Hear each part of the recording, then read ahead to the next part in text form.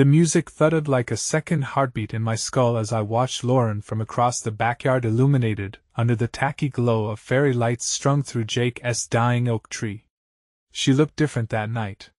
Not in the way she dressed, she always dressed to kill, but in the way she held herself. Like she was not wearing her wedding ring anymore, even though it still glittered on her finger. I remember thinking, something's about to go wrong. You know that gut feeling you get? That heavy, twisting thing that you try to drown with another beer or bury under fake laughter. It was eating me alive. I tried to shake it off. Stupid. Paranoid. Maybe she was just tired, stressed from work. God knows I've made enough excuses for her behavior the past few months. The distance. The cold shoulders. The endless secretive texting with her phone angled away from me. The late nights that bled into early mornings. But tonight was not subtle. She stood by the pool with Megan, both of them drunk enough to be loud. Megan said something I could not catch, but Lauren laughed, a nasty, hollow laugh I barely recognized, and said, "I'm so sick of married life. I need some real ing fun." Not whispered. Not hidden. She wanted it hurt. She said it like a slap across my face. And then, like fate laughing in my face, she locked eyes with a guy standing near the keg, tall leather jacket, smug smirk, and just like that she chose him. Not a second thought. I saw her hand brush his arm, her body leaning closer. The kind of lean you do not give a stranger unless you want something. He said something back. She threw her head back, laughing again. And before I could even move, they were walking away together, her heels clicking across the driveway. She did not even glance back. No guilt. No hesitation. Just pure raw selfishness. People around me kept drinking, kept laughing. Life kept moving like I had not just been gutted standing under that stupid tree. I did not chase her. What would I have even said? Please come back. Please do not embarrass me any more than you already have. No, I was not going to give her that satisfaction.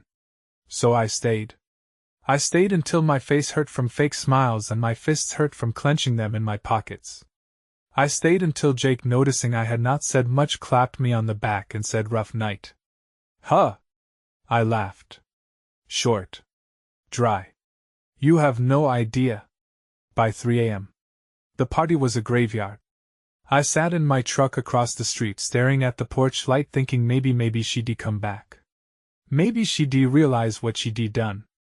Maybe she'd feel even a spark of guilt. She did not. At 5 a.m. I drove home, the sky bleeding into a colorless dawn. Our house looked the same, clean, quiet, lifeless. Her car was parked in the driveway like everything was normal. As if she had not just humiliated me in front of half the town. Inside, the house was freezing. She was not in our bed. She was not in the living room. No note. No text. No silence, pressing against my ears until I thought I'd go crazy. I sat on the couch, fully dressed, staring at the front door like some broken dog waiting for its owner. Hours later, when the sun was a little higher, the door finally creaked open. And there she was. Lauren. Striding and wearing last night's dress, wrinkled, her hair mess, her makeup smudged into something that did not even look human anymore. She looked like she had the night of her life. She did not even blink when she saw me. No apology. No shame. I was just a lazy, drawn-out, "What are you doing up?" Like I was the crazy one. Like I was the problem. And that was just the beginning. I did not answer her at first. I just stared at her, standing there like nothing was wrong, like she had not ripped the guts out of our marriage and stomped them into the sidewalk. Lauren dropped her keys on the counter with a loud clatter that made me flinch. She stretched like she was shaking off a bad dream, groaning, her dress riding higher up her thighs. She caught me looking, not with guilt, but with irritation, like I was some waiter she had not tipped enough. "What?" She snapped, her voice raspy from too many drinks and too much laughing at someone else's jokes. I opened my mouth, closed it. The words were there, caught somewhere behind the mountain of rage and heartbreak clogging my throat. Instead, I stood up, walked over to her, close enough to smell the stink of a night spent anywhere but home, cheap cologne that was not mine clinging to her skin. Where were you, Lauren? I finally managed, voice low, trembling. She blinked, that wide-eyed innocent act she always pulled when she knew she was cornered. Except now it looked fake as hell, a parody of itself. I went to get some air with a few people. You were being weird at the party. I needed a break, she said, flicking her hand like she was swatting away a fly. A break? I repeated, hollow. Yeah, a break. Jesus, do not be so dramatic. I felt something in me crack. Like an old bridge giving way under too much weight. You left. Some guy, I said, voice rising despite every effort to stay calm. You left laughing. She shrugged like that was somehow reasonable. It was not like that. You retwisting it. We just talked. You know normal stuff. You always jump to the worst conclusions. Normal stuff. At 1 a.m. In a stranger-esque car, wearing that dress and that smirk. I stepped back, needing space before I said something I could not take back. My hands shook. My heart felt too big for my chest. Did you sleep with him? I asked. She rolled her eyes. Rolled her goddamn eyes. Seriously, she scoffed. Is that what this is about?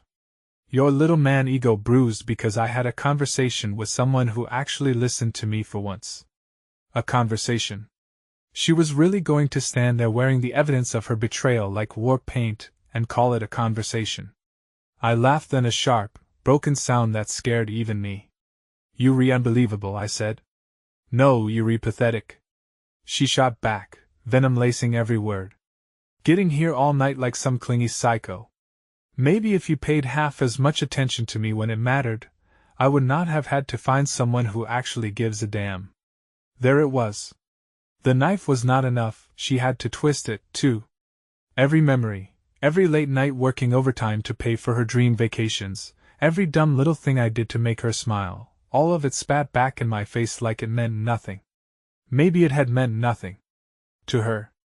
I stood there, vibrating with a rage I did not know what to do with, while she sauntered past me like she had not just poured gasoline on our entire life and lit a match.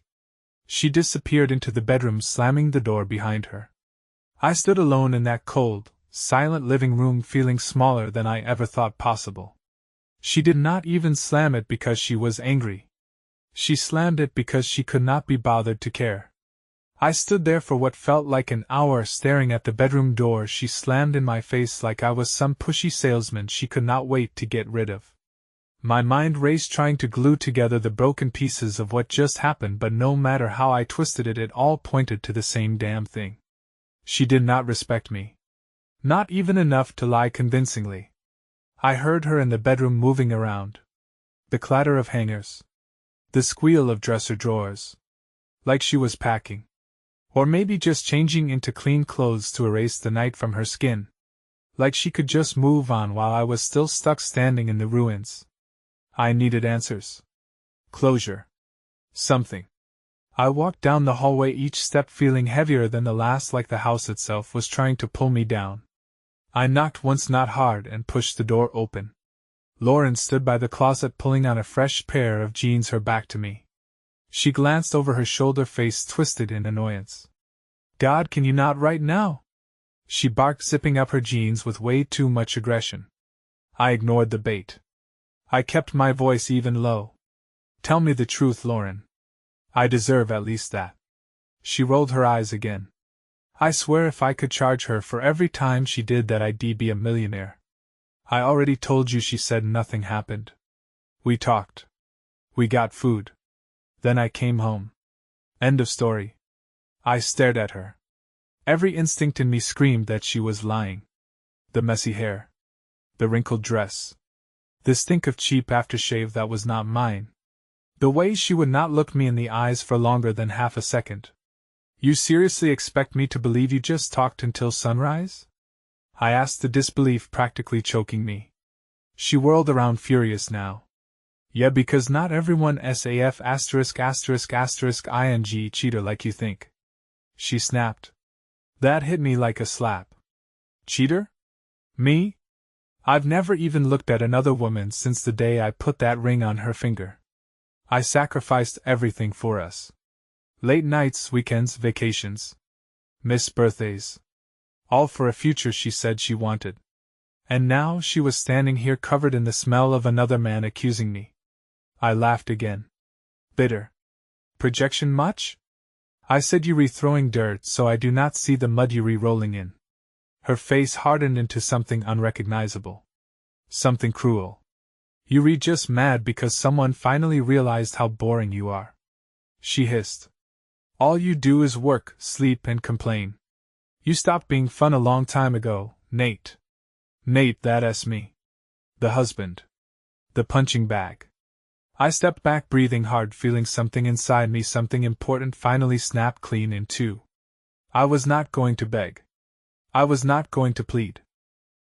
And I sure as hell was not going to keep pretending. Where did you go last night, Lauren? I asked one more time, my voice low, steady. Final. She crossed her arms, glaring. To a hotel, she spat with him. Happy now, Sherlock. I needed it. I needed to feel alive again.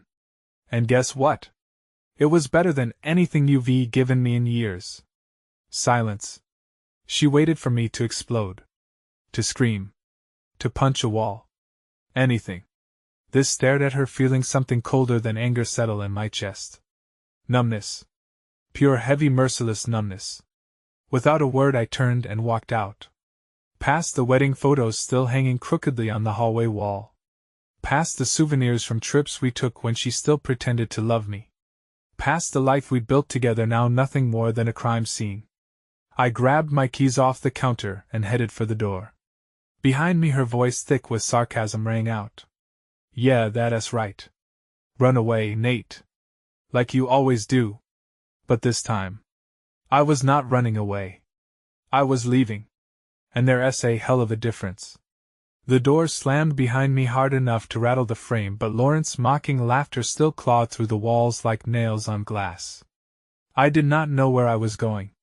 I just knew I could not stay there, not with the smell of her betrayal still hanging in the air like smoke after a fire. I sat in my truck, hands gripping the steering wheel so tight my knuckles bleached white. For a long time I did not even start the engine. Stared blankly at the dashboard, feeling everything and nothing all at once. My phone buzzed in my pocket. I almost did not look. Some dumb part of me, the part that had not been completely crushed under the weight of her cruelty, hoped it was her. An apology. A confession. Some spark of the woman I married clawing her way back. It was not. It was Jake. Jake, bro, you good? Megan said she saw Lauren leave with some dude. You want me to come over? I stared at the screen, the anger simmering higher. But it was not just me who saw it. People noticed. Megan noticed. Hell, half the damn party probably noticed and said nothing, because why interfere when a marriage is bleeding out in real time? I threw the phone onto the passenger seat and fired up the engine, peeling away from the curb like the hounds of hell were on my heels. I did not have a plan. Just a destination. Anywhere but here. I drove for hours. Through empty streets, past sleeping houses, past the places that used to mean something, the diner where we had our first date, the park where I proposed, the street where we bought our first crappy apartment. Every memory now felt like a sick joke, a bad movie I paid too much to watch. Eventually I ended up at a gas station on the edge of town. The kind of place with flickering lights and a bathroom you'd need a hazmat suit to use. I bought a black coffee that tasted like burnt rubber and sat in the parking lot, watching the sun bleed up over the horizon. And that's when it hit me. She did not love me anymore. Maybe she had not for a long time. Maybe I'd just been too stupid or too stubborn to see it. I thought back to all the signs I'd ignored.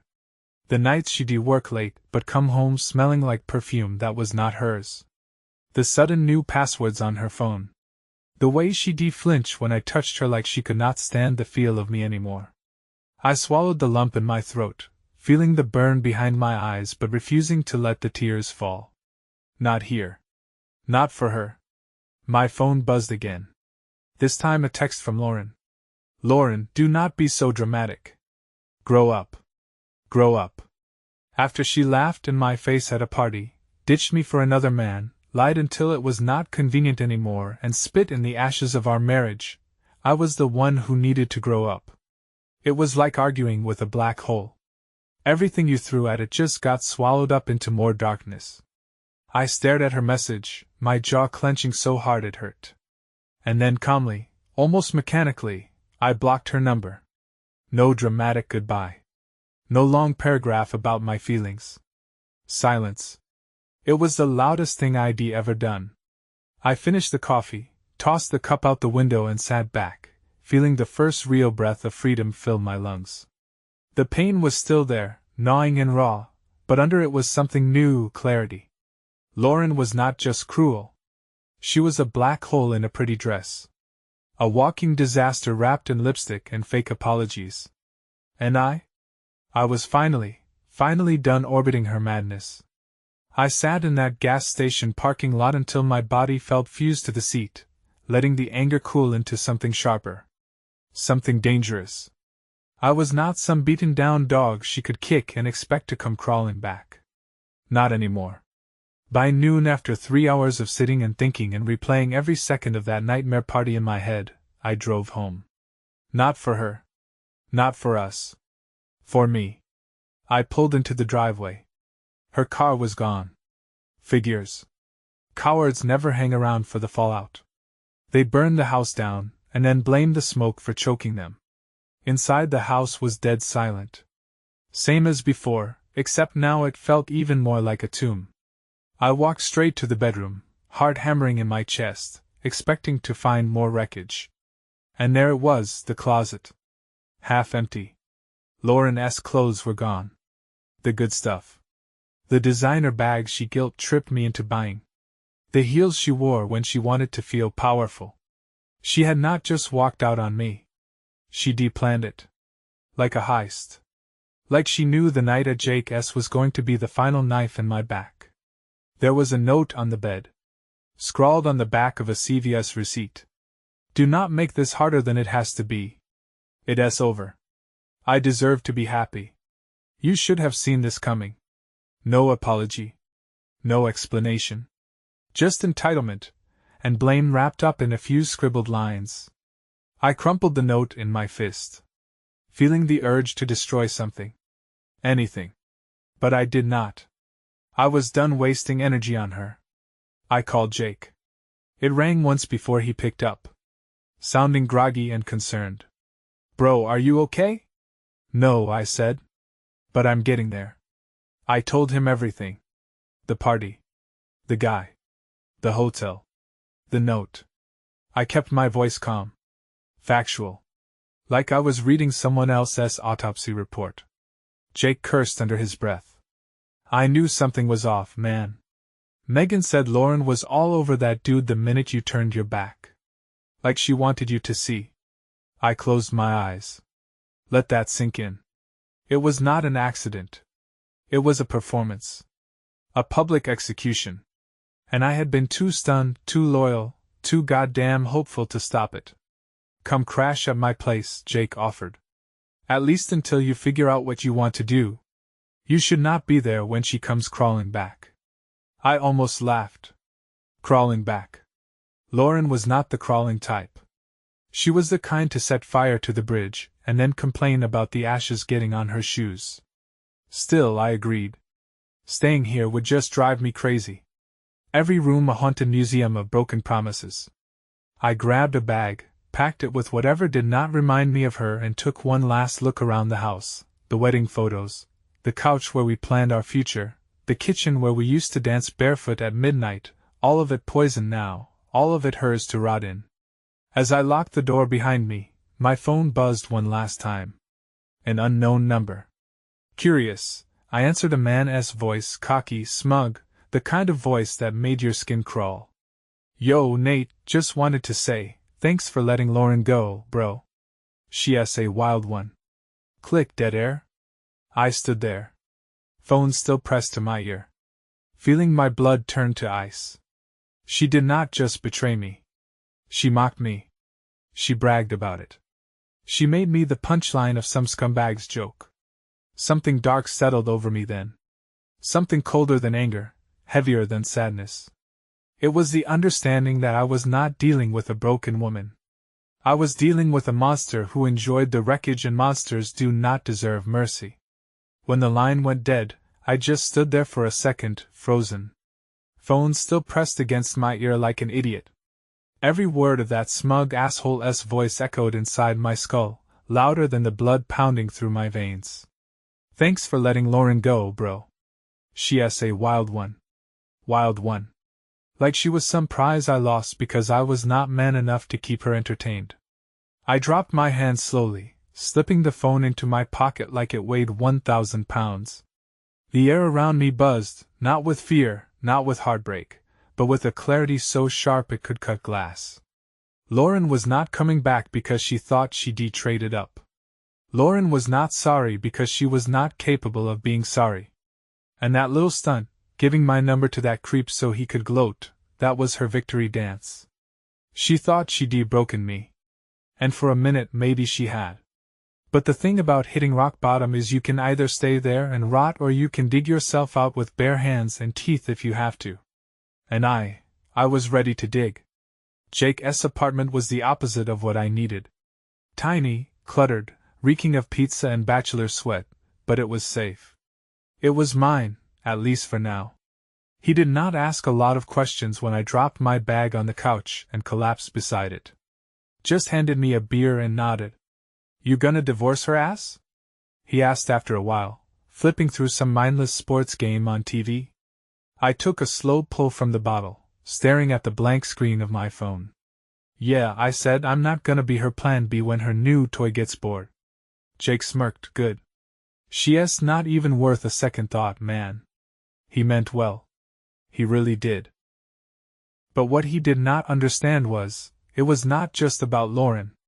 It was about all the years I spent fighting for someone who never fought for me. All the silent sacrifices. All the loyalty thrown into a black hole.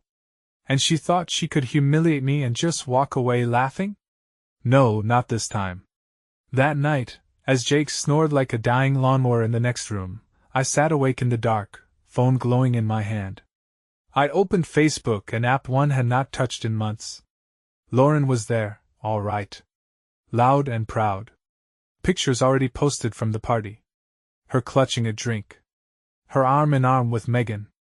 Her blurry caught mid-laugh, standing way too close to leather jacket guy. Comments underneath from her friends. You look amazing, girl. So happy for you. You deserve to be happy. I wanted to throw my phone across the damn room because none of them knew. Or worse, they knew and they did not care. I clicked on her profile and with 2 taps changed my relationship status to single. Did not wait. Did not second guess it. Posted it public. Let the whole world know Lauren was officially someone else's problem now. I logged off before the fallout could even start. Before her friends could swoop in. Before she could text me some passive-aggressive bulls *** T pretending to be the victim. I slept better that night than I had in months. Morning came brutal and fast. Jake woke me up with a rough shake. Bro, he said, eyes wide, shoving his phone in my face. You need to see this. Still half asleep. I grabbed it. It was Lauren's new post. Some people see not handle losing a good thing. Woman shrugging on to better things, babes. Kiss mark #new beginnings, #blessed, #willed and free. Attached was a picture of her in bed, no less, with the leather jacket guy's arm clearly draped across her tattoos out in full display. A beer can still clutched in his sleeping hand. Casual, brazen, shameless. She wanted me to see it. She wanted everyone to see it.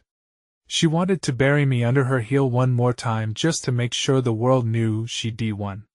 I stared at the screen, my chest strangely calm. Jake waited for the explosion, the screaming, the breaking things. But it did not come because what Lauren did not know, what she never understood, was that there's nothing more dangerous than a man who has nothing left to lose. I handed Jake his phone back, my voice low, steady. Time to make some calls, because if Lauren thought she could destroy me without consequences, she was about to find out just how wrong she was. I did not eat. I did not shower. I did not waste another second feeling sorry for myself. Lauren had declared war with that post, with that smug little caption flaunting her betrayal like a trophy. She wanted the world to think she won. She wanted me humiliated, forgotten, left to rot. Nah, not happening. First call I made was to our shared bank. I still had access to our joint accounts because Lauren in all her arrogant brilliance had never changed the passwords.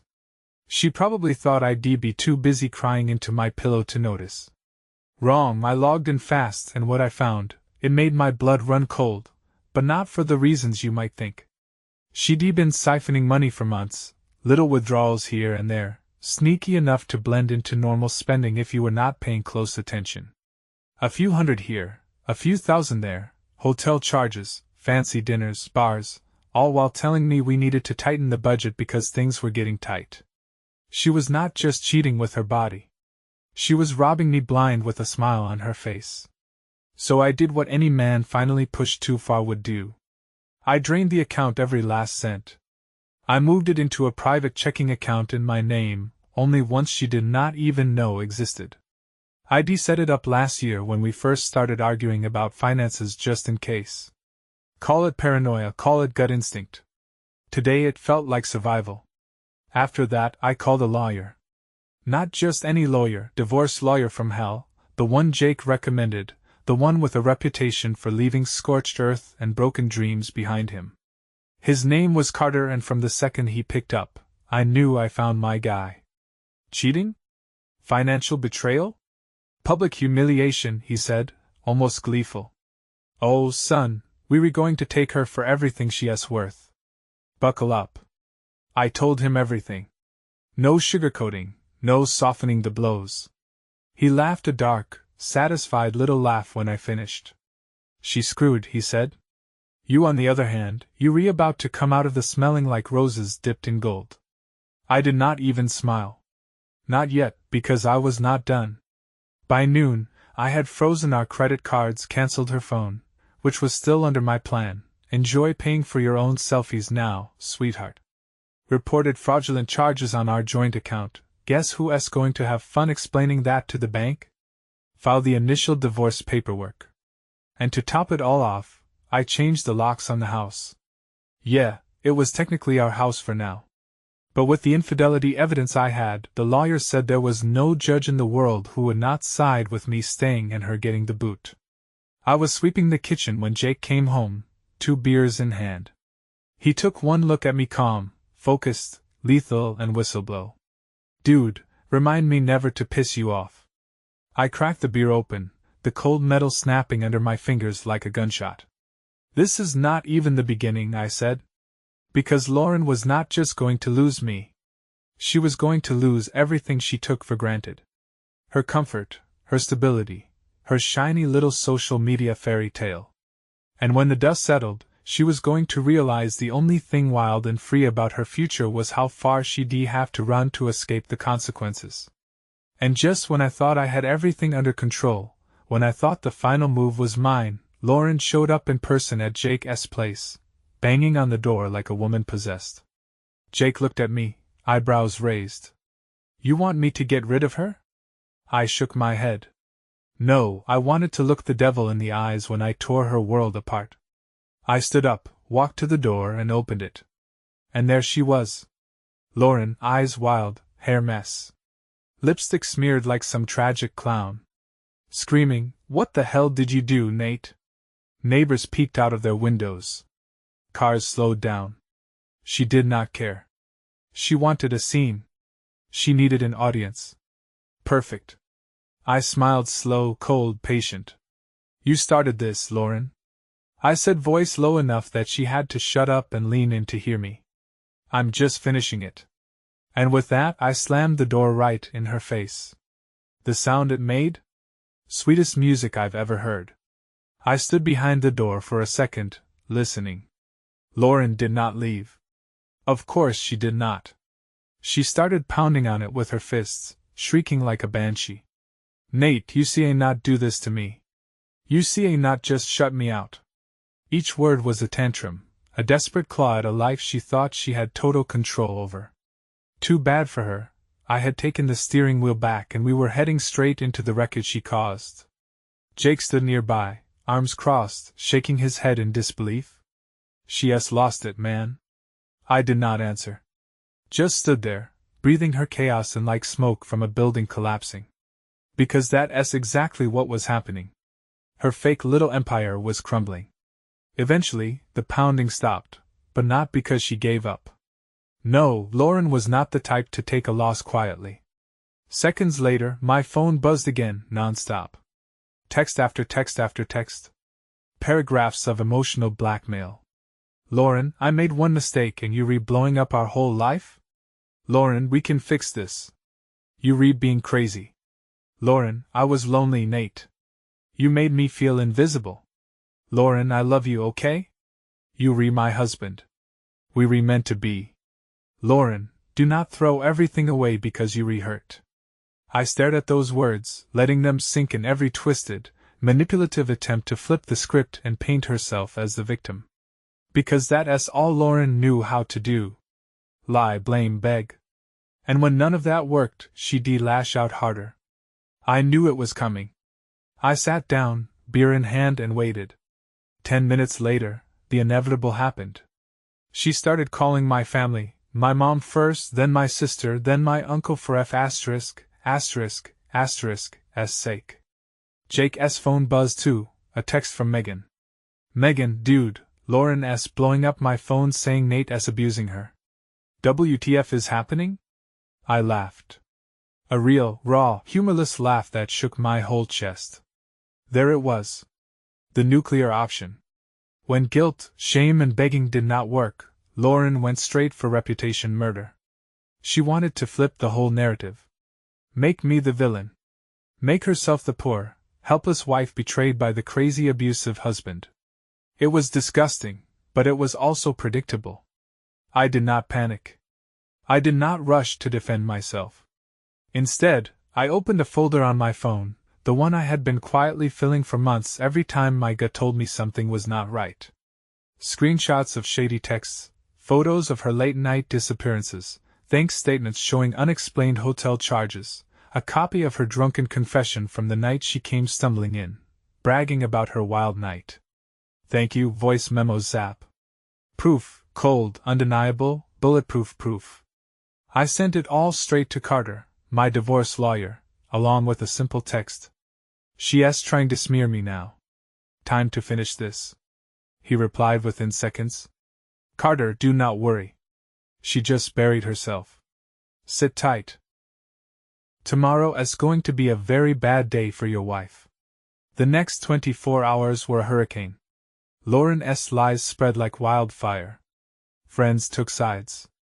Family members called, confused, angry, scared. But then Carter dropped the bomb. He filed emergency court paperwork, a full detailed report of her infidelity, financial misconduct, manipulation, and public harassment. And because he was a savage of the highest order, he made sure copies of the report reached Lauren's parents, her workplace, and her close circle of friends. Yeah. Turns out people do not like being lied to about abuse when the evidence shows you were the one dragging your husband through the mud while screwing some random leather jacket reject in hotel rooms. Lauren's perfect little image shattered. Her mom called me crying, apologizing. Her boss sent her home from work, pending an internal review of behavior affecting company image. Her best friend, Megan, texted me privately, Megan, I'm so sorry. I did not know it was this bad. She's out of control. I did not reply. Did not have to because I was not fighting anymore. I had already won. And Lauren, she was too busy drowning in the consequences she thought would only ever happen to me. That night, Jake and I sat out on his crappy balcony, beers in hand, watching the sunset burn the sky red. You think she'll learn anything from this? Jake asked. I shook my head, smirking. Lauren does not learn, I said. She survives like a cockroach. Jake laughed so hard he almost dropped his beer. Me? I just leaned back, staring up at the sky, feeling something I had not felt in a long time. Peace. For the first time in years, Lauren was not my responsibility. Her mess was not my problem. And if she wanted to stay wild and free, good. Let her be free. Free to live in the hell she built with her own 2 hands. I thought that would be it. I thought after her lies exploded in her face, after her family turned cold, after her boss put her under review, after friends stopped answering her texts, she'd finally crawl back into whatever hole she dug for herself. But Lauren was a different breed of reckless. She did not know how to lose gracefully. It was 3 nights later. Jake and I were halfway through some cheap Chinese takeout, arguing about what the best sad guy recovery food was. Spoiler. It's absolutely not his choice of gas station sushi. When my phone buzzed again, an email this time, from Lauren, subject line, "Let us talk, please." I did not even open it right away. Jake saw the way my face twisted up and grabbed the phone from my hand, reading it aloud in a mocking falsetto. "Nate, I realize now I made some mistakes. I miss you. I miss what we had. I'm lost without you. Please let us meet and talk. Just one chance. I know deep down we belong together. I can be better. I will be better. Please do not throw us away like this." He snorted, tossing the phone back onto the table. "She sounds like every Lifetime movie villain right before they get hit by a bus." I cracked a smile, but deep down, I felt nothing. No anger, no sadness, not even pity, just emptiness. Whatever part of me that had once loved Lauren, whatever part of me that would have dropped everything to fix what was broken, had died the night she walked out of Jake's house, screaming at me like a crazy woman. Still curiosity gnawed at me, not hope, closure. I agreed to meet public place, neutral ground. I was not stupid. We picked some no-name diner outside town. Fluorescent lights, sticky booths, the smell of burnt coffee thick in the air. I got there first, sat facing the door. Lauren walked in 5 minutes later. And the second I saw her, I knew she was not here to apologize. She was here to manipulate. Her eyes were puffy from crying, or at least from forcing herself to cry in the mirror beforehand. She wore some cutesy dress I'm sure she thought would trigger nostalgia. She even kept fiddling with the wedding ring she had not bothered to return yet. But the thing that really gave it away, that fake little sad smile she plastered on as she slid into the booth across from me. "Nate," she breathed, reaching for my hand. I did not move, did not blink, did not give her the satisfaction of a reaction. She recoiled like she touched a live wire, clearing her throat awkwardly. "I miss you," she started, voice trembling. I was scared. I did not know how to deal with feeling so trapped. "You have to understand, I never meant to hurt you." I let her talk, let her ramble on about fear and mistakes, and how we were both to blame. Classic move, by the way, trying to share guilt that was not mine to carry. And when she finally finished, biting her lip like she was starring in some second-rate soap opera, she leaned in and whispered, "Can we just pretend none of it happened? Start over, that was it." Her grand plan, pretend none of it happened. Like the lies, the betrayal, the nights alone, the public humiliation, the insults, the mockery. Like I had not spent weeks scraping the pieces of myself off the floor she left me bleeding on. I leaned back in the booth, studying her like a scientist would study a dying animal. "No, Lauren," I said, voice calm, "we see not." Her face twisted, confusion clouding her features. "Why not?" she whispered, almost desperate. I smiled, a real smile, not bitter, not broken. "Just free. Because you re not someone I wanna start anything with," I said. "Not now, not ever again." She blinked stunned, like she genuinely thought the sob story would work. I stood up, tossing a few bucks on the table for the coffee I did not even drink. As I turned to leave, I said one last thing, not out of cruelty, but out of mercy. "You do not miss me, Lauren. You miss the man who loved you even after you stopped deserving it." And with that, I walked out into the night, free. Outside the world felt bigger, cleaner, brighter. The stars burned overhead like tiny bonfires. And for once, I did not feel small under them. I felt alive. And Lauren, she stayed behind in that grimy diner, clutching a wedding ring that meant nothing, surrounded by the ghosts of all the bridges she burned. Her choice, her consequence, her hell. It's been a few months now. Long enough for the dust to settle, long enough for the silence to feel comfortable instead of suffocating. Lauren is a ghost these days. Last I heard, Leather Jacket Boy dumped her when her drama caught up to him. She tried spinning it like she chose herself, posting filtered selfies with captions about healing and self-love while everyone who knew the real story quietly backed away.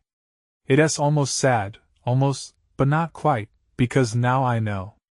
Some people are not sorry they hurt you. They're just sorry they lost the one person willing to forgive them. Looking back, the betrayal was not what broke me. It was the realization that I had been fighting so damn hard for a love that only existed in my own head. Lauren did not love me. She loved what I gave her. The stability, the attention, the comfort, but real love? The kind that stays and fights and bleeds and grows? She did not have it in her. Maybe she never did. And you know what? That's not my failure. That's hers. If you rereading this because you where I was lost, gutted, sitting in the ruins of something you thought was bulletproof, hear me. It's not your fault someone else lacked the heart to stay loyal. It's not your fault they turned cold when things got hard. It's not your fault they decided excitement was more important than loyalty. You loved with everything you had. They chose to treat that love like garbage. That's on them, not you, never you.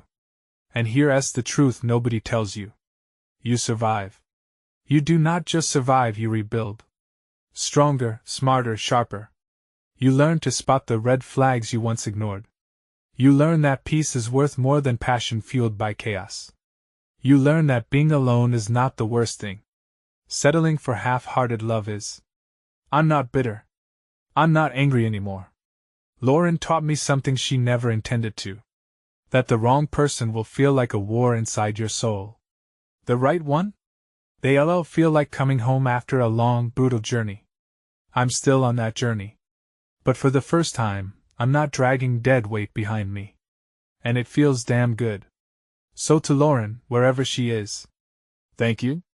Thank you for showing me who you really are before I wasted even more of my life. Thank you for teaching me the brutal lesson that not everyone deserves forgiveness. And thank you sincerely for freeing me. Because I deserve better. And now, I'm finally free to find it.